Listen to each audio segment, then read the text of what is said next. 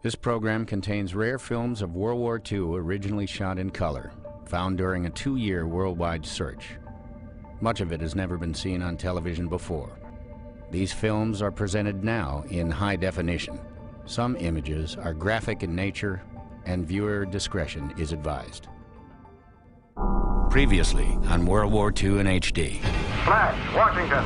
The White House announces Japanese attack on Pearl Harbor. I doubt if any of us really knew where in the hell Pearl Harbor was. ROTC graduate Charles Scheffel ships off to war and is put to the test in North Africa.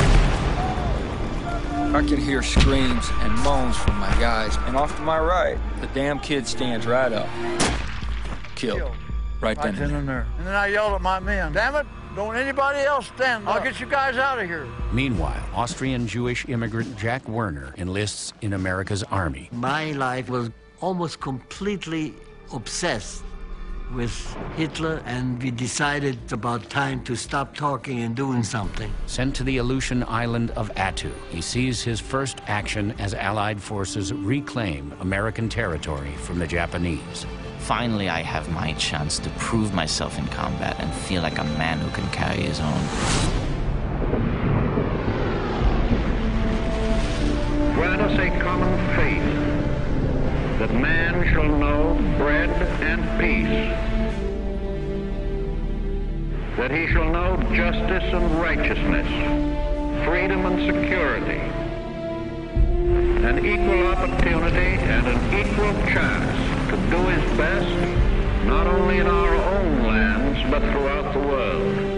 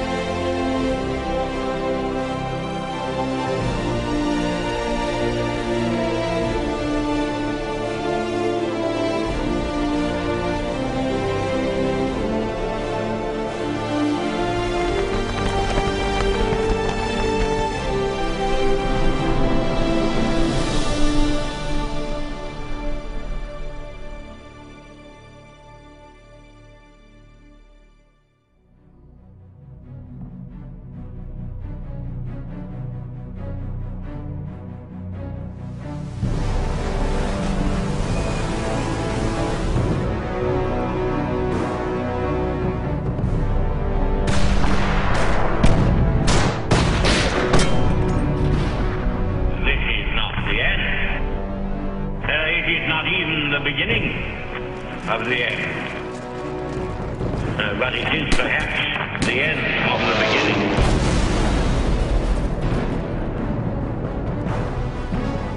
For the past 2.5 years, the Allies have confronted one irrefutable fact. If they are ever to defeat Hitler, they must invade and retake Fortress Europe. The massive offensives which are in the making will require every ounce of energy and fortitude that we and our allies can summon. Without victory, there is no survival. Let that be realized. No survival. Everyone knows a big show is coming, but not much more.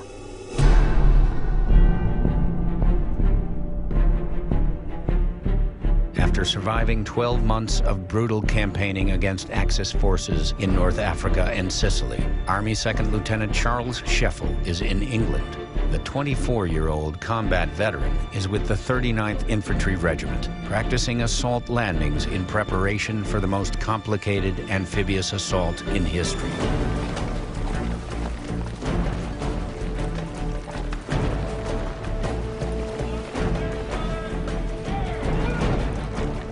Every time we come down here, we see more embarkation camps popping up along the coast and more ships in the harbors.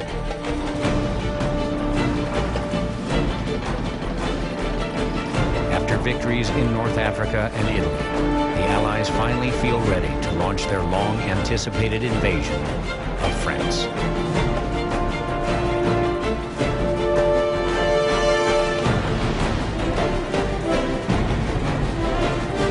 Every open space is crammed with gear and supplies. The countryside is filled with tanks, trucks, half-tracks, and munitions of all sorts. If they put any more supplies on the island of Great Britain, it's going to sink. There isn't any place you can go that you didn't find military equipment. And then that's when I realized how massive this attack is going to be.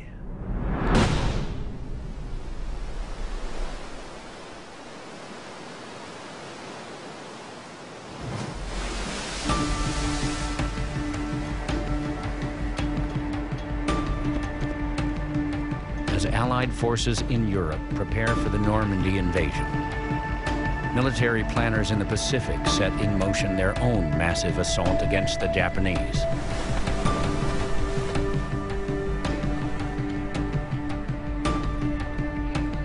"26-year-old Sergeant Jack Werner is part of a force of 85,000 U.S. Army soldiers and Marines steaming toward the Marshall Islands. After volunteering for special duty with the Scouts on Attu, Werner is back with his regular unit, the 7th Infantry Division's 13th Combat Engineer Battalion. The men are full of wild guesses. It seems we're to take part in an operation designed to crack the outer perimeter of the Japanese Empire. The mission of Werner's task force is to seize an atoll of 97 tiny islands called Kwajalein. The Marines will assault Roy and Namor in the north, while the Army assaults Kwajalein Island in the south. The capture of this atoll will pave the way for an assault on the ultimate strategic objective in the Central Pacific, the Mariana Islands. From airfields in the Marianas, just 1,300 miles south of Japan, B-29 heavy bombers will be able to strike Tokyo.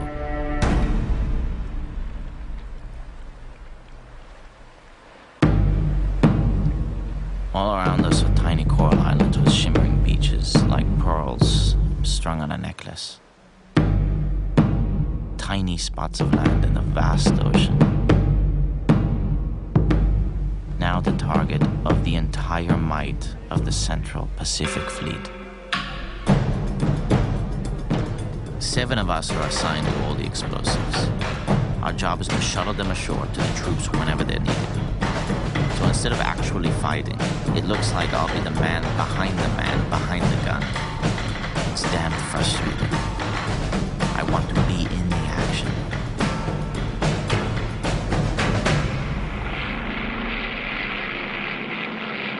While Werner's group waits behind with extra ammo and explosives, the rest of the 7th Infantry Division will assault the southern section of the atoll and the 2-mile-long Kwajalein Island. The fortress island, guarded by 5,000 Japanese defenders, hosts a formidable array of fighting positions and bunkers. Our men's mood is one of expectation and some tension. They know that new combat is ahead of us and that our enemy will be fought under new, perhaps tougher circumstances. It will mean bloody and ferocious fighting. And lead us not into temptation, but deliver us from evil.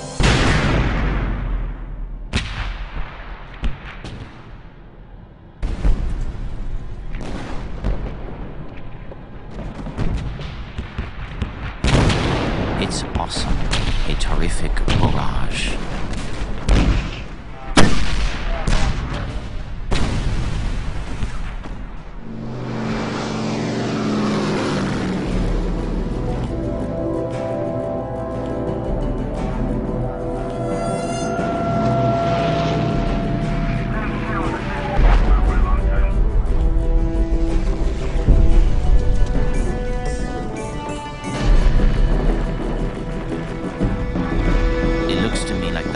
Sunk. When I was on Attu, I didn't have the slightest idea what was going on. On Kwajalein, I had the experience of seeing a coordinated attack by various parts of the Army and the Navy and the Air Force. you could make sense, so to speak, out of this. You just couldn't help being totally assured or reassured that we're going to beat them.